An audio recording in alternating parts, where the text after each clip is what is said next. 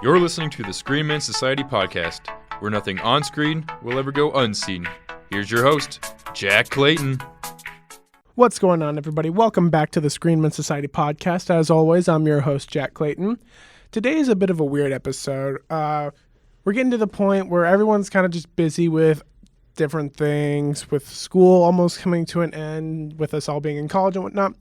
So today's a bit of a smaller episode, probably in both lengthwise and people-wise. We're going to have two different panels, quote-unquote, with us today. It's just going to be me and one other person at a time. And starting off, we have the guy who will sell you a guy. I will sell you a guy. This guy is $20. He's white. He's a cutie. I smack his buns. $20. But yeah, he'll sell you a game for $50 and buy it back for $7. It's John Spurgeon. How you doing today, bud? I'm pretty good. I'm about to go sell some games and buy some games back at GameStop. Go to GameStop. Support your local GameStop. It's closing down anyways. Might as well get that. Is it really? Oh, dude, GameStop's done. Like, as a person who works there and has stock in GameStop, well, I already sold my stock in GameStop like a year ago, but You haven't even been there a full year, have you? I used to have stock in GameStop. I have been there 7 months. Okay. But I had the stock before I worked there because I used to think it was going to do better. Gotcha. That was dumb. Is it true that they'll buy games back for like less than $5? So right now, if you bought Sekiro, which is the newest game that has come out, or the newest popular game, newest good game, you would buy it for $60 and we'd buy it back for $30. Okay. But so that's not as bad as like the meme is made out to be. Well, something like Spider-Man you could buy for $50 and we'd probably buy it back for like $7. I mean, seriously. I usually give about $7 for Spider-Man, I think. But Spider-Man is the greatest game ever made. It's good, but it's a lot of people own it. It's just we get a lot of them back. Once you beat it, it's not as replayable as a game like Sekiro. I mean, right. I love Spider-Man, but it's not. Once you get all the collectibles and everything, it's just like, okay, I'm done. Here's this game. Fair enough. Same with Red Dead. I feel like a lot of games these days are less replayable. God of War was really replayable. Sekiro is really replayable, but Spider-Man's like, I beat it. I saw Aunt May die. I got real sad. Spoiler alert. Spoiler alert. Yeah, if you haven't played Spider-Man, rip Aunt May. And Miles Morales. No, I'm just kidding. No, Miles isn't dead. Miles isn't dead. But yeah, anyway, it is a bit of a weird episode today. Yeah. For now, it's just going to be you and me. And then later on, we will have a special guest. But John, while I've got you here, I want to talk about something that literally just dropped before we started recording. Yeah. And that is both the announcement of the title for Star Wars Episode 9 as well as a teaser for it. Yeah. Rise of Skywalker? Rise of Skywalker, I think. It's a weird name. Let me double check. But that is the weirdest name I could see. Like, yeah, Rise of Skywalker. Someone literally just texted me, Rise of Skywalker. It's a weird name, seeing as how Skywalker is dead. But the end is either the laugh of Anakin Skywalker or Palpatine. And if it's Anakin, that really interests me. Because that laugh it's definitely a villain. It's not Kylo. It's not, Snoke is a dead-ass man. He is. That man is so dead. Remember when we thought that he was going to be like the next quote-unquote Palpatine character? Bro, they were like, and I kind of liked why Ryan, like, okay, as much as I don't like that movie, that was probably I don't know. I think it's a good movie. I don't think it's a great Star Wars movie, but I think it's a great movie. That is one of the best scenes in that movie, when that whole throne room fight, and when they just totally flip it on your head. You're like, no way Snoke dies here. No way. And then they saw him in half, and you're like, what? Mm-hmm. What? Yeah. Dude, that blew my mind. And then obviously, like 10 seconds later, she suicide bombs the ship and with her ship. Just 2 moments in a row there that are just crazy, like death-defying crazy moments in Star Wars history. No, yeah. It did basically solidify that Kylo is more of like the main big villain for this trilogy, which I'm sure we're going to see plenty of. They better stop making that man look like a mom, though. He better look like a villain in Episode 9. He already does. He looks like a villain in Episode 8, but in Episode 7, he looked like my mom. I can kind of see that. He looks like I'm more afraid of my mom when I don't do the dishes than I am Kylo Ren in episode 7, dude. Well, we've been seeing that transition, and we didn't see much of him in this trailer, but at the same time, what we did see, we can see that it's like a completely... He's completely different from from what we've seen in the other two movies. I don't know. I'm trying to remember. When he grabbed that guy and spiked him into the ground, was that a stormtrooper that he looked spiked? Like it was. He grabbed some dude and just face pounded him into the ground, but he didn't kill him. Like, I feel like they're gonna do something here with Kylo Ren that's interesting because Kylo Ren puts his sword to the side and grabs the guy with his hand and then shoves him to the ground, but does not kill him. Sorry, I bumped the desk. You're fine. He does not kill him, which I thought was really interesting. I was like, what's the angle? Because, like, obviously that's very purposeful. They're showing this, and it's very purposeful that he didn't kill him. Like, they made it obvious. So I feel like that's going to have something to do with Kylo Ren's story arc. Like, maybe he's trying to unify. Like, he's not trying to kill anyone. He wants everyone alive. He's trying to unify. And I'm not saying that's for sure the thing. Stretch. But I'm saying that he doesn't kill anyone. He the one scene we see him in, and he's the guy in TIE Fighter, but I feel like that's Captain Phasma because... Phasma's dead. Maybe. We thought she died. She got the Boba Fett death. Not the Boba Fett. She got the Darth Maul death. The quote-unquote death. Quote-unquote death. Yeah. Which, that's the second time because we thought she may have died in Force Awakens as well. If anybody ever complains about Kylo Ren being a weak villain, oh my gosh. She is... Phasma's gotten the short end of the stick both times. I mean, I would like... If I saw Phasma in real life and she was looking me down, I'd be like... I'd laugh. Like, well, you know who plays Captain Phasma, right? It's Brianna Tarth from Game of Thrones. I wouldn't mess with her. But maybe I wouldn't mess with Brianna Tarth, but I would totally mess with Captain Phasma, man. Finn has kicked her butt twice, and Finn's pathetic. Like, I don't mean to say, like, Finn's pathetic, but, like... No, he is. I mean, There's no doubt about it. Compared to a lot of other people, I mean, Finn is literally a stormtrooper. He's got terrible aim. He's I mean, it's true. He's kind of chunky. I mean, like, I don't know. Finn, he's not a guy I would be afraid of. And the fact that he's taken out Captain Phasma twice, I'm like, man, that's saying a lot. Rose is scarier than these two. We also got to see our boy Billy D. Lando Calrissian back. That was exciting with Chewbacca. He's back in the Falcon. They're like, yep, okay, Han Solo's dead. Now you're Han Solo. He was the Han Solo before Han Solo, and he's the Han Solo after Han Solo. I don't think he was ever the Han Solo. Han Solo was his own thing. Yeah, no. You know what I mean, though. Like, sure. He's like the captain, the famous Falcon, Millennium Falcon captain. He's a hot booting, hot shooting, sexy man. It's interesting to see. We've not heard from him at all in these past two movies, and so it'll be interesting to see why now all of a sudden that he comes. I feel like it's purposeful. I think he probably heard about Han dying, and he felt like there was a cause worth him stepping back up. Well, I think maybe part of it has to do with that transmission that was sent out at the end of episode 8. Oh, yeah. I've got a feeling that has a part to play in it. I don't know how all that's going to work, but I wouldn't be surprised if that's how he ends up getting shuffled into this. And Billy D looks good too. He's got the yellow suit on that he had on in Solo, which a lot of people have pointed out lately. I was thinking about this just now. The only Skywalker alive has been Solo and Princess Leia. That's true. I mean, that's confirmed alive, but obviously, I think that's Anakin's voice or either Palpatine's voice, but Palpatine's not a Skywalker. But I do think that maybe we do see Kylo turn into a good guy. Or no, that's like I've seen a lot of people say that, and that's kind of like the last thing that I want to see it because I don't want to see it. I'm not saying I want to see it. I'm just saying. I mean, like the rise of the Skywalker. Like unless Rey is a Skywalker somehow. Hope not. I mean. That'd be so lame. She's a Kenobi. I was gonna say if she's anything, she's a Kenobi to me. I mean, and oh man, that's what frustrates me about right now is where is the whole Kenobi line? That's true. Like they have not given a nod to it, and it's like well, technically that's a big line. There should be a Kenobi line, but as we all know, Obi-Wan Kenobi was a player. Dude, so. Obi-Wan Kenobi was the Lando Calrissian of the Jedi. He really was. He got around. He really did. He was with robots. I don't know about that, but he was with the Mandalorian. Best part of the Solo movies is when is Lando Calrissian and that robot's relationship. K2?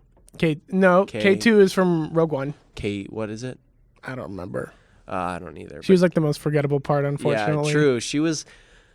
Her relationship with Lando was fun, and some of her lines were fun, but they overplayed the extreme feminist and like made fun of the fact that honestly, they made fun of feminism in that movie, really and did. everybody's like, "Yeah, this movie's a push for feminism." It's like the whole movie they just made fun of feminism.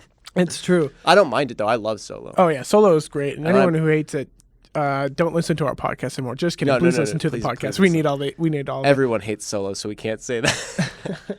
I like Solo. But yeah, going back a little bit, you mentioned Leia. It'll be interesting to see what they do with all the remaining scenes that they have of Carrie Fisher, because apparently they're using stuff that they didn't use from Force Awakens. They promised us no CGI.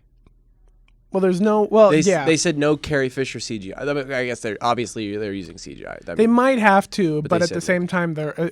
From what I've heard, there's scenes that they didn't use in Force Awakens that they're going to end up using here. Yeah. And it'll be interesting to see how that all turns out. I'm definitely interested. I think it's, I don't know. I don't know what I think about Carrie Fisher still being alive. I feel like it would have been good for her to die, but... Maybe, but it also seemed really predictable. Yeah, that's true. It would have made the movie a lot more predictable. Yeah. I mean, that was an unpredictable thing. And Luke dying was predictable, though. I don't know. I feel like for me, that was pretty predictable. But I don't know if he's dead. Like... I think he's supposed to... I mean, obviously he's going to be a Force ghost if he's alive. I mean, if he's alive, he'll either be alive or he'll be a Force ghost. He's going to be in the movie no matter what. Mm-hmm. And like he said in the trailer, he said, no one's ever dead. If you watch the trailer again, he says no one's ever actually dead. Like no one's ever actually gone. So like he's still there in spirit because the whole Force ghost thing. But that also might be... Well, if he even is a Force ghost, if he learned how to do that, because only a handful of Jedi learned how to do that. Obi-Wan, Yoda, Anakin, and Qui-Gon Jinn were the only 4 that we know of to learn how to become one with the Force. So it'll be interesting to see if Luke ended up... But either way, he's still alive. He's still alive in the cause. I mean, he's like in the Star Wars series, you go to like this, ghost plane basically when you die, or that's the theory. Okay. So either way, he's still alive within the Force, because like you turn into the Force when you die if you're a good person. So he's obviously a member of the Force being, but if he's dead, sure. Does it look like they're back on Jakku? It looked like they're back on Tatooine, in my opinion. It looks like... that looked like Tatooine, not Jakku, because there was no shipwrecks. Jakku's basically just like a graveyard of ships. The whole place. That is true, actually. And all I saw was mountains, and mountains is Tatooine. But I also didn't see, you didn't see anything that made it look like Tatooine. You didn't see the twin suns or anything, but at the same time, Jakku had some mountains to it too. But yeah, you do actually bring up a good point that there are no shipwrecks we see, at least. I don't really mind them not going back to Jakku. Jakku was all right, but it was like it was like out of nowhere. They brought up this planet, and the planet was kind of like, who cares? But it's like, I don't know. It's obviously they're trying to play off Tatooine. That was the whole. Well, it would also, if they do go back, it would be coming like full circle. Yeah, true. In a way, which would make sense. Yeah. Because the Star Wars trilogies have always tried to come. The Star Wars saga, I should say, not the trilogies. They've always tried to come full circle in a way.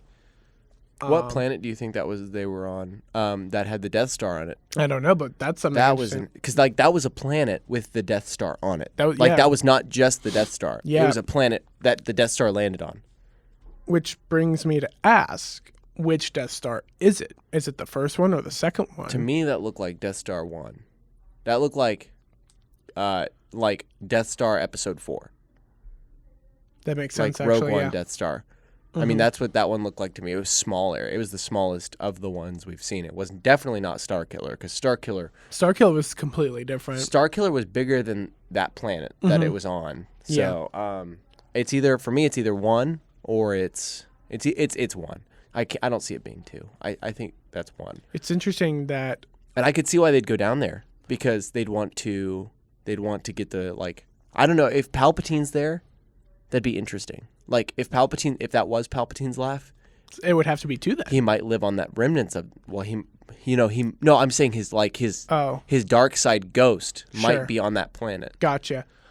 It's interesting though that there even is a shipwreck of the Death Star at all, because both times that we've seen it explode, it seems like it just like exploded and there was no remnant of it.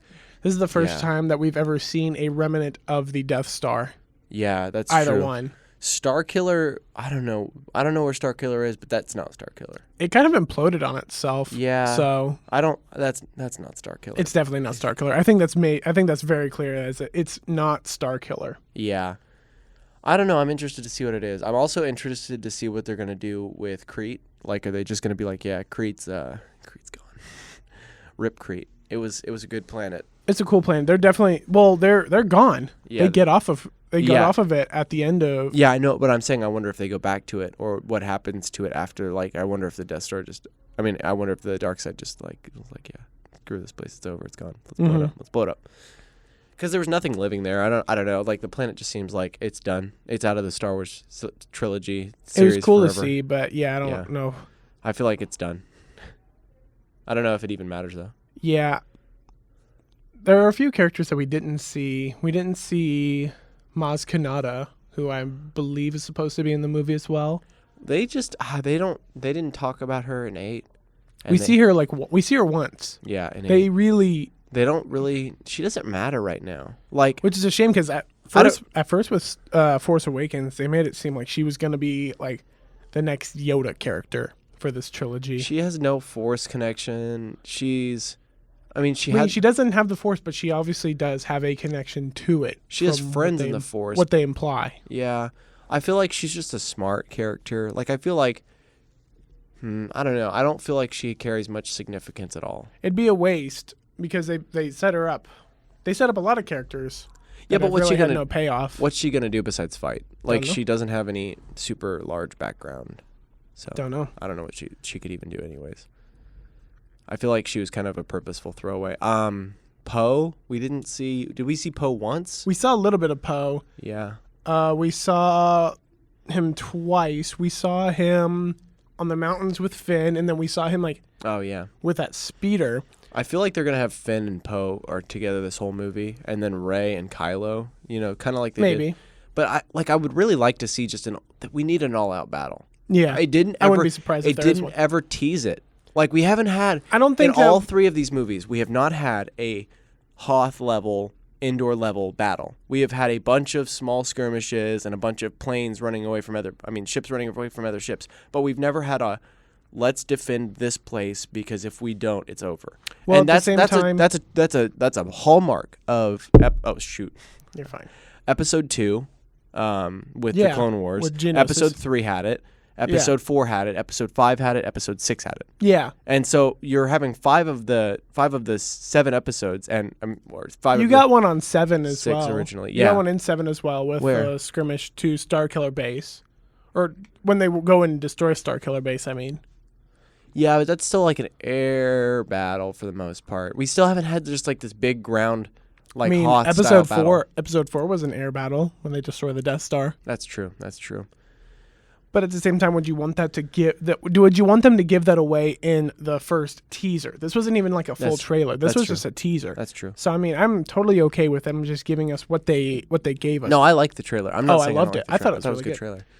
It definitely makes it look like it's not gonna do what 8 did. I mean, it doesn't look like 8. Like, I'm gonna say right now, that's true. If anything, to me, this one looks most like the trailer for 7, or not even 7, but the opening looks like 7, and the end looks like the trailer for 3.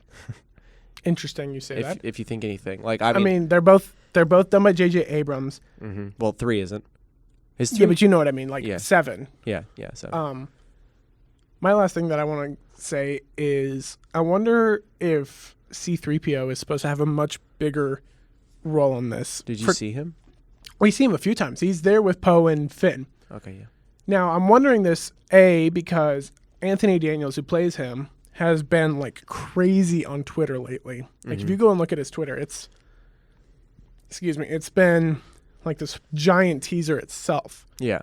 And then I feel like he just might have been losing relevance, and he wanted to stay relevant. I don't know so about he was like, that. yeah, let's just give. But you also look at the promotional image that leaked a while back ago. He's got Chewbacca's bowcaster. Like, he's holding Chewbacca's bowcaster, which people made a lot of jokes about. But I wouldn't be surprised if he has a big part in this role, which would be fair because he has been there since day one. Yeah. He's been there in all of them except Solo now. Yeah. I think it would be a cool payoff for him. Here's a probably. short. Since he's holding Chewbacca's blaster, if you've ever read the books, you'll know that Chewbacca died in the last book they wrote about the Star Wars series. Are you talking the? I'm talking like, the extended? sequel books. The sequel books that came out right after the movies did. The original movies, the original three. The sequel books had Chewbacca dying. Did we even see Chewbacca in the trailer? Yeah, we did. Okay. I don't remember. With Lando. That's right. They yes. had Chewbacca dying with Anakin Solo, which would have, Anakin Skywalker, but no, it's Anakin Solo. It's Anakin Solo. Mm-hmm. Anakin Solo, who is Han and Leia's son. So in this case, would have been Kylo. It would have been Kylo. I think that if Kylo turns good, maybe we see Chewbacca die saving him, and C-3PO picks up his blaster and starts fighting. Now this is a long stretch, but It's a long stretch. And it's weird because I don't know if they're using those books as canon because they have made it clear that a lot of the books are either canon or I think part of like legends. yeah, I think this one's a legend because there's no way it's canon because Yeah. in I that know book, that they've been basing a few things off of it, but in that book, Leia and Han have 3 kids, and then they both die at the same time. Both so Leia and obvious, Han? yeah, they die at the exact same time. What? Yeah, they die like in a ship gets exploded and they die. I'm not reading these. No, Are you kidding? it's terrible. But I'm pretty sure it's considered legend. But like, obviously they don't have 3 kids. But I'm thinking that maybe I feel like JJ likes to pull small bits from the books, and then kind of like Maybe. make his own play. Yeah. Because Ben was the name of one of his kids, but not his main kid. Like not the kid that was the powerful one. Sure. Like it was one of his non-force wielding kids. Gotcha. So I feel like they do pull a little bit, but not complete. Yeah. Well, do you have any final thoughts on it? I think it's a great trailer. I'm super excited for tomorrow. Well, Saturday for all you laymen who don't get to see it on the day we make it, losers. But I'm excited for Saturday. I think that's going to be super interesting when the Fallen Order trailer comes out. Yeah. I'm probably going to We obviously won't get to cover that, but real quick, what are your thoughts on that? Respawn better do a good job with it, or I'm going to be pretty upset. I'm hoping it's a lot like Force Unleashed, which is one of my favorite games. Yeah. In that style. He doesn't need to be like as OP as he is in Force Unleashed because it's about a Padawan after Order 66. I don't think it's going to be about a Jedi. I think it's going to be about It's about a Padawan. Really? Yeah, they've Oh, already said that it's about a shoot. I haven't Padawan been paying after attention. Order 66. Cool. So I haven't been paying attention. So. hopefully it's really cool. It's done by Respawn, who did Apex Legends, which is Well, it's not the same team, though. It's a completely different Sure. team. It's the same studio, Yeah. but it's like, it's Joe's crew, not Ben's crew. yeah. No, I gotcha. Yeah. Well, hopefully that turns out really well. John, thanks for coming by and Thank talking you. Star Wars with Thank you. us. So we're going to take a quick break, and when we get back, we'll get into our next guest and everything that comes with that. Before I do that, though, I want to go ahead and plug our website because right now we are doing a tournament here on the podcast. Obviously, today we couldn't because we didn't have enough people to keep going with the tournament. But at the same time, you can also keep up with how the tournament is going by heading over to www.thesocietyofscreenmen.com. There's a little sub-menu right there called Director Brackets. You just click on that, and you can keep up to date with who's been continuing, who beat who, and all that other goodness. You can also go ahead and take that bracket, print it out, and tweet us on Twitter at ScreenmenSoc with your own bracket and tell us who you think will end up winning. Obviously, Wes Anderson isn't winning at this point. Hey, he can get out of the loser's bracket. It's going to happen. Maybe. We'll get to that whenever we get to that. But yeah, now we're going to take a quick break, and we'll be right back. And we're back with the Screenmen Society Podcast. Right now, we've got a special guest with us. He's a good friend of mine. He's been a good friend of mine for a few years, since my days at the Butler Lantern newspaper. It's Dom Brown. How you doing, Dom? Hello, everybody. Thank you for having me, Jack. Yeah, thanks for coming. You actually just watched the Star Wars trailer that John and I just got finished talking about. Give us your thoughts on it real quick. I'm stoked because one thing that I know was a little bit of controversial when it first started up. I actually love Rey as a protagonist. Just like her character concept, how like her progression as a protagonist, I really like how they're doing it. It was a little weird with the last movie, just because they had two directors, or like J.J. Abrams starred on it, and then what's his face took over. Can't think of his name off the top of my head. Rian Johnson. And then I'm glad that Abrams is coming back. So I'm really hoping that they could I'm really hoping that not necessarily that he's going to salvage this last movie. Mm-hmm. But I'm really excited to see what he does with it. Yeah, definitely. Definitely, like what we were talking about. Not to ruin any spoilers for anybody, but I mean it's a trailer, so I'm sure everybody's going to see it at some point. Mm-hmm. There's people like you don't stay dead or something like that, mm-hmm. whatever the quote was, and then the laugh at the end, like it definitely wasn't Snoke. No. But like you said, Palpatine. Yeah, we're thinking that it was Palpatine, which would be interesting to see. Yeah. Oh, yeah. Definitely, because I mean, easily one of the most powerful Sith. Mm-hmm. And it wouldn't – he was the only one. Like him apart from – they made Darth Bane canon, and mm-hmm. he was the one who introduced like, oh, the Force you can use the – I'm off the top of my head, I think like in the cartoon Clone Wars, they introduced him as the guy like who started You Could Live Forever. Yes, I believe they introduced him in like the Lost season. That's mm-hmm. only on Netflix. Mm-hmm. I think that's what they did. Great show, but they like to date in the movies at least, I'm pretty sure Palpatine is the only one who was mentioned to have powers to like keep people from dying. Yeah, I think so. Yeah, that was heavily implied with the tragedy of Darth Plagueis that he's the one that was his apprentice and ended up killing him. And then like it just goes to like it's put two and two together. Yeah, he comes back, or even like they can dip into the legacy or the extended universe where like he clones himself a bajillion million times, and that's how he keeps his empire together or whatever. But either way, that'll be like really interesting to see because I hated episode 8 because of how they did away with like Snoke. Like it's a Sith. I don't know if he wasn't a Sith Lord, right? We never really knew what he was. Yeah, to be honest. Well, he was definitely Force adept, and he had power to like read people's feelings. Mm-hmm. And Kylo Ren, like as a character, is incredibly unstable.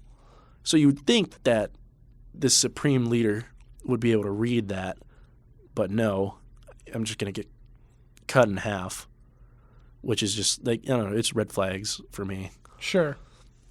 But anyway, like back to, trailer at hand, I really like how, like you said, that they're recycling unused footage of Carrie Fisher. Mm-hmm. That's really neat to see. And then just, I'm really stoked because Rey is probably one of my favorite protagonists at this point. Yeah, definitely. Well, there's one reason that I called you in today is because I know how much of a big fan of retro gaming you are. It was one thing that you and I had discussed quite a bit during our days, and you even introduced me to one game that I wish I could get my hands on again, which it was like, was it Pokemon? What was the Pokemon game that we played in the... Was it on like a computer? Like, did I put it on a computer? Or like, what was... No, it was on a console. You brought your console into the student center at Butler. It was when finals were going on. Was it Stadium? It might have been Stadium, yeah. Yeah. You introduced me to that. That was so much fun. Oh yeah.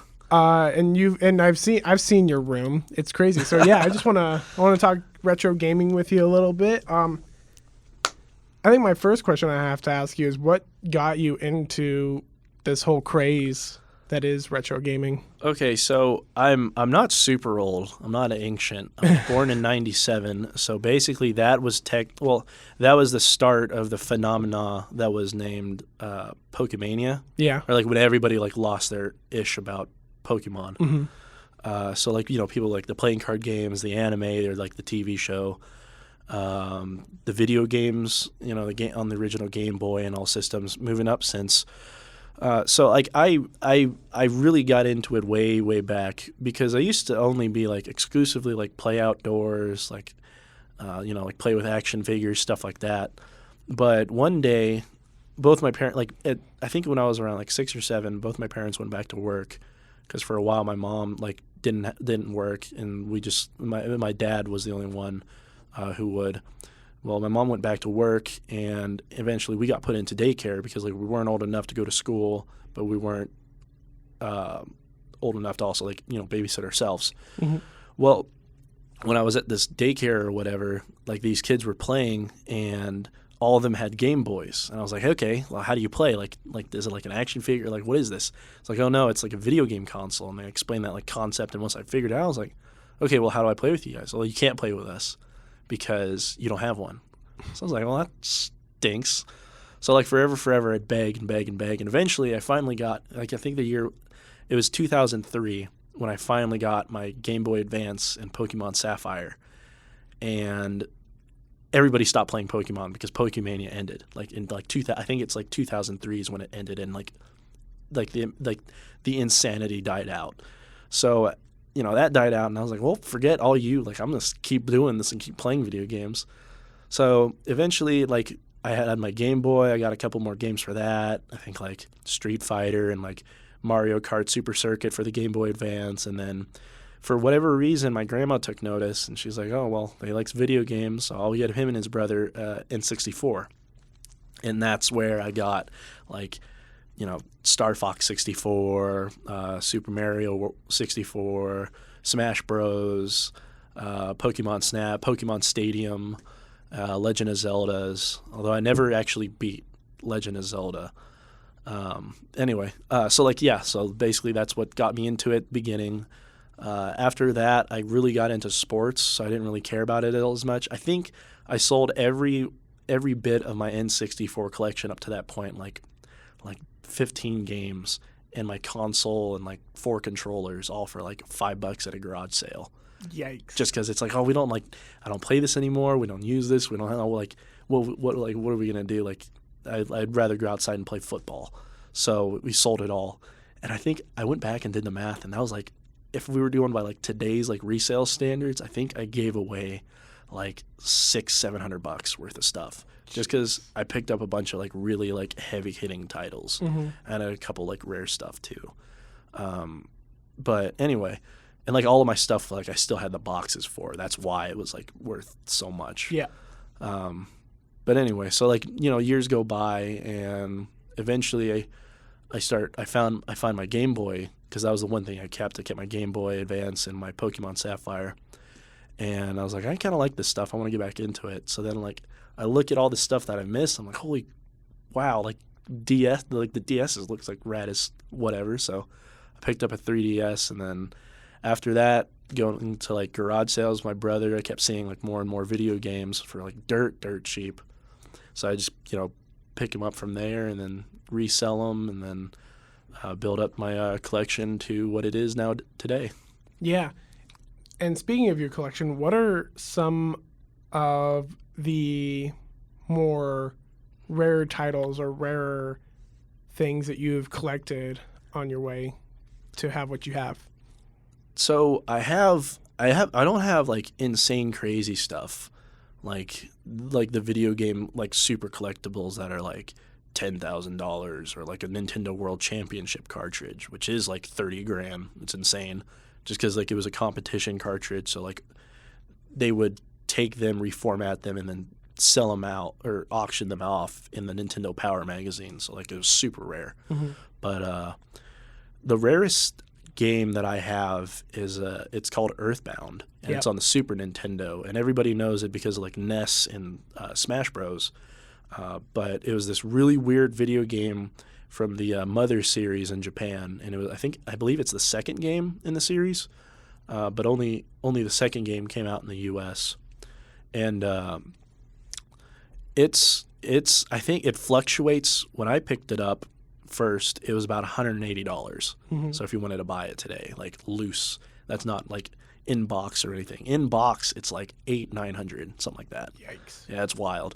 But it was one of those games, like it came out at the end of the lifespan, and like it came with a strategy guide in box. So it had this giant box. The boxes were like a foot by a foot and a half. Like it was this huge, ugly thing. And it was like Earthbound, like what is that? Like nobody cared about it. Everyone wanted to play like Mario or Zelda. So it never sold. So like it's not so much that it's rare, it's just uncommon. That's where it's expensive. And the uncommonness about it, it's what drives that price up, and that's what's ridiculous about it. But so I have a copy of Earthbound, and I got really lucky because I bought out a collection from a guy, and he was only originally just selling me his consoles. I think he sold me a Super Nintendo, 2 different NES consoles, a Sega Saturn, and a Sega Dreamcast. So 5 consoles, and I paid $20 a piece for each of them, which was a steal. Yeah. And then he's like, "Hey, I've been going through my storage right after you," because I messaged him on Facebook, and that's how he got it to me. And I was like, and he's like, "Hey, I found all my games and my cords and my controllers, and I'm just going to throw that in and give it to you for free." So I was like, "Okay, no problem." So I he brings out like 3 milk cartons or milk crates of controllers and games and stuff. So I'm like, "Okay, that's pretty neat." And for the most part, it was all crap. Like I got like 2 copies of Mario for the NES, and I got a couple of really bad wrestling games for the N64. And don't get me wrong, they're fun, but it's like it gets lumped in with sports games, so it's like $2-3 titles. Do most of them do they still work? Oh yeah, they all played like perfectly. Like this guy took insanely good care of all his stuff. And he just gave it away. Just gave it away. Like after I bought like all the consoles, he's like, "Well, if you buy all the consoles, I don't have any use for this stuff, so you can just have it." And so I'm like home. I'm in my I think I was so excited. Like I drove straight home, got into my driving way, and I started pulling out like everything. So like I'm sorting like all cords like in my driveway, and I pick up a box or like a little box that he had a bunch of cables in. And underneath is Earthbound. So basically, I got a $180 game for free. Yeah. So that's one of the cooler things that I own. Another thing I own is a bunch of boxed video games. So like I have a original Pokemon Blue in box, which isn't super expensive, but it's just really cool. And they're kind of hard to come by just because everybody loves the Pokemon games and they all want them CIB or complete in box. So that one was really fun. I never actually found it full. I bought it in parts, which is a really easy way to build a CIB collection.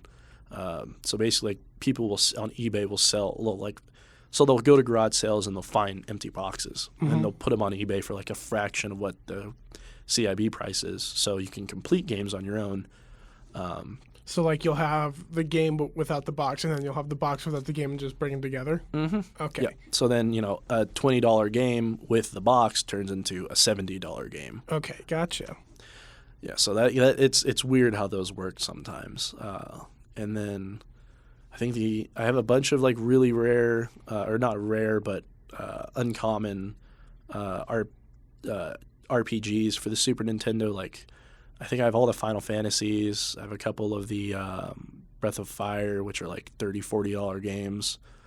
And then the only other game that is really worth noting that's rare is it's a Fire Emblem game for the GameCube. And it was the first Fire Emblem game on console in America, and it didn't do well. Like the series flopped, so they didn't print a lot of them. And I think I paid $95 for that one, just because I'm a huge fan. So I'm like, I want to buy every game in the series. So I ended up shelling out quite a bit for that. And but yeah, I think those are some of the rarest stuff. I have boxed consoles, but as far as video games, definitely like Earthbound, that Pokemon, and the Fire Emblem. What is it that you think makes these kind of collections from all these different older games? What do you think that makes those so attracting to people? Because you can obviously get tons of different types of things. Like you can get old movies, you can get old artifacts. What is it that makes retro games so valuable in this day and age, do you think? So for the most part, we're born in the age of the internet. so we're able to consume media at like such mass quantities, and I think that's really and I think it's really what drives collectability and like throwbacks or like retro revivals nowadays. Because you look at, like you said, like culture-wise, like everybody loves like a certain era for things. Like, you know, for movies, like I love the golden age of action movies, so like the 80s. Yeah. Or I like the attitude age of wrestling. Mm-hmm. And we had a conversation about that earlier. But like, you know, like there's different eras of things that you didn't get to experience because you weren't around or alive then, that you now get to experience, and you get to see like the phenomena of the turn of the century. So like, you know, like 20 years ago, there was no way that people thought that you'd bring your video game console portably. Like the Nintendo Switch would be the furthest thing from anybody's mind. Definitely. But way back in 1980, they came out with the Nintendo, and you know, it's this controller that you can have 4 directions, 2 buttons. Like it would blow the Atari out of the water. Like no, like that's that, like, you know, turn of the century stuff. So I think it's getting to it's that like monumental level or status of things paired with the nostalgia of, you know, our friends or people that we're acquaintance with or people that we look up to or take interest in value this stuff. You know, because some people may, you know, say if a celebrity's like, oh yeah, I love Sega. Like I used to play my Sega Genesis and Sonic the Hedgehog all the time. You know, you'd go out and look up that, like, what is this? What is that? And then, you know, maybe you pick up a, you know, one of the new consoles that can play it or whatever, and you experience it. And then, oh, well, I'm able to play it here, but, you know, maybe I want something to look cool on my shelf, so I'll go back and I'll buy an original console. And then just, you know, it's just like it for some people it might be conversation piece. For some people it might be, oh, you know, this is a huge part of history and I like conserving it. Or for some people it's just they like collecting. Definitely. In your opinion, when was the best time to? No, let me rephrase that. I think we talked about, like, you were wanting to know like the best era of gaming. Yeah, in your opinion, what was the best era of gaming, especially with considering all these games that you have? When do you think was the best time for games to come out in that time? I think, honestly, Generation 3. I think because there were landmark battles between, you know, like what should be appropriate and what should be legal for these these emerging media sites, and it finally got over all those stigmatisms to where gaming really got into the mainstream. Can you explain Generation 3 a little bit? So there's different iterations, and they basically just go by like consoles. So like Generation 1 would be like the original Nintendo. Generation 2 would be the Super Nintendo. Generation 3, the N64, and the PlayStation original, you know. Generation 4 would be like the GameCube, the PlayStation 2, the Xbox One. So I think like the greatest era would be between 3 and 4. So where like the N64 and the original PlayStation, and then the PlayStation 2, GameCube, Xbox original. Definitely, because if you look back, like you ask anybody, like, what was your favorite console? Oh, the PlayStation 2. You know, I played Tony Hawk Underground, or I played Star Wars Battlefront, or I played, you know, anything of the above, Sly Cooper, Jack and Daxter. Yeah. You know, all these names that, like, you know, automatically just pop out to you. Definitely, I think those were like the height of video games, just because it bridged, because like for the generations 1 and 2, they mastered 2D, or like, you know, side scrollers, platformers, puzzlers, whatever. And then you introduce this, you know, here's a console that's able to produce a 3D, so you get that much more immersion in the world or whatever. And like, you know, graphics, like when that came out, blew people's mind. Like, it's nothing as like what today is, like 4K, Ultra UHD, HDR, optimized, whatever for the Xboxes and PlayStation 4s and whatever. Yeah. Definitely. So I think, in my opinion, it would be somewhere nestled between generation 3 and 4. And with this whole craze that there is, especially in this day and age, how much do you think nostalgia has to come into play with it? Oh, a huge amount, because one of the things that I do is I purchase video games from like garage sales. So I purchase them like dirt cheap, like $1 or $2 a piece, and then I'll turn around and flip it and sell them on like Facebook like groups. And there's like, where collectors like congregate and form communities like, hey, I'm looking for this game or this game and this game. Is that where a lot of sales tend to happen now, is on Facebook? Oh yeah, Facebook's the easiest way. Like, it used to be Craigslist, like it was really easy, but that got kind of sketchy, and now it's just, like, hey, I'm looking for this, I have it, meet me at this Quick Trip. And then, I can go from buying a game for $1 at a garage sale to selling it for $30 in like, the next few days. Yeah. So I think definitely nostalgia, because like, for the most part, video games are really big or grow up for people who are like millennials, and like me, like millennials and like, 25 to 30 to, mid 30s. Yeah. So most of these people I talk to, it's like, so like, what do you, like, what makes you collect video games? I'll ask them sometimes just because I'm curious. And it's like, oh, well, I had this way back when I was 15, and, I had to sell it because we moved, or, I sold it because I had bills, or I sold it because I got a new console or whatever. And it's like, I just really want to have this and play it again. So it's definitely like nostalgia is a huge driving factor behind like the community and like the whole,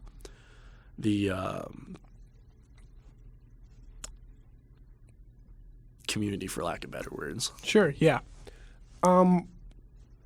If we're talking Gen 3, Gen 4, what game do you think has held up the best since that time, considering with what we've got today with games nowadays?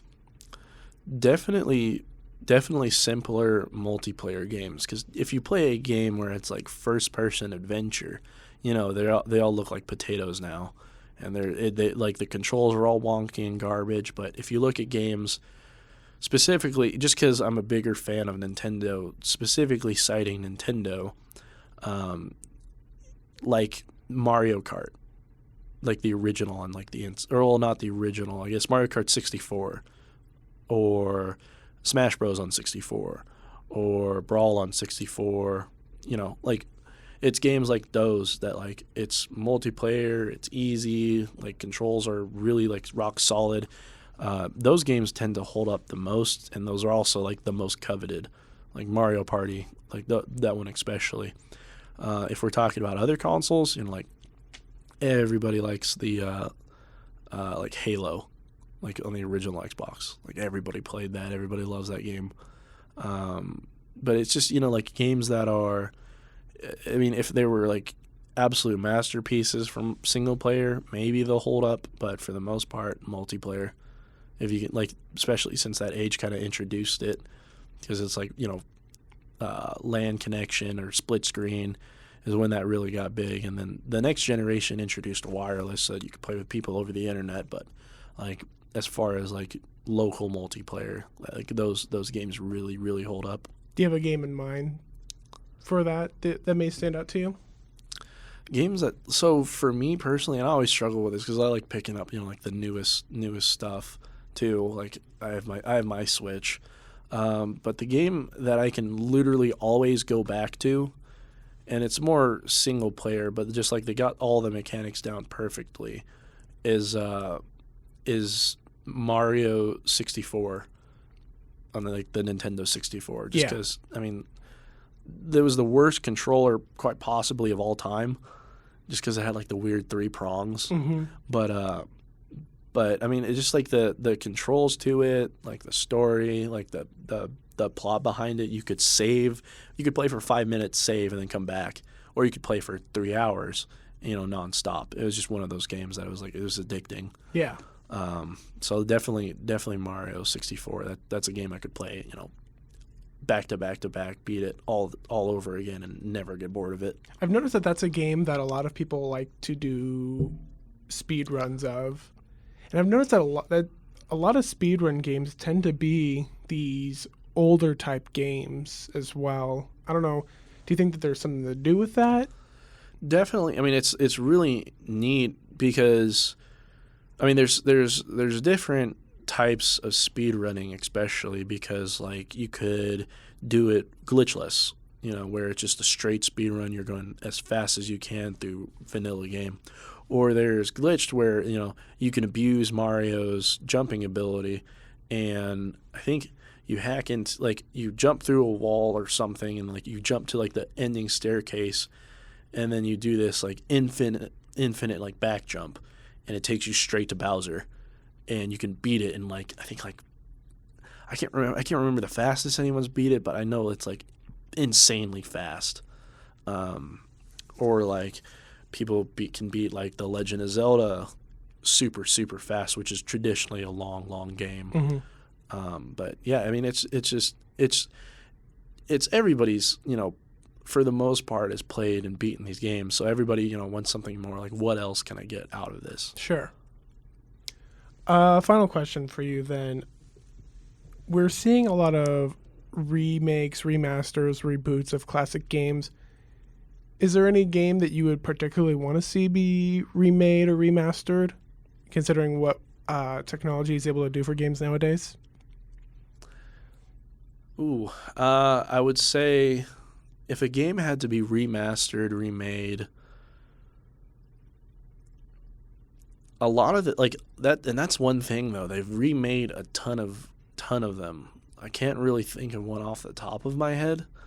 I would probably say maybe for a modern console at least, probably Mario 64, because I know they've put it out, they've re-released it on the DS, Really? like the original DS. But apart from that, I don't think they've redone it. So I'd love to see one for like the Switch with like new content. That would be really sick. But other than that, I mean, like they've just been, and it's not a bad thing, but they've been cranking out remasters. So like the Crash Bandicoot Insane Trilogy, they came out with that. They came out with new Tomb Raiders. They came out with Resident Evil 2 just got a remaster. Resident Evil 2, yep. And then they just released the Final Fantasy games on the Switch. Really? Which is really sick. I know people love that series. But yeah, I mean, it's really cool seeing the direction that games are going in nowadays. Yeah. Any games that you're looking forward to the most coming up? Definitely the new Pokemon. There's a Nintendo or Game Freak, the publisher, I believe, is they're moving away from the handheld, like traditional handheld, so like the DS family. Mm-hmm. And I think Nintendo's axing that completely. So like they're still like putting out games and they're still supporting it, but that's only temporarily. I think they're wanting to like focus sales on Switch. But they're releasing an actual Switch series of Pokemon, so I'm really stoked about that. I liked the last one. I thought it was kind of drawn out, but that was pretty good. But and then is that Let's Go Pikachu and Let's Go Eevee that you're talking about? Sun and Moon. Okay. Or like Ultra Sun and Ultra Moon. Like it was just like they re-released it, or like released a new copy with like bug fixes or something. So. Gotcha. But definitely the Pokemon series, and then I still need to get honest. It's been out for forever, but I still need to get my hands on Smash. Really? Yeah. Here's my beef with it though. I have, and it's bad, and I need to just like go out, bite the bullet, and buy it. But I always have like,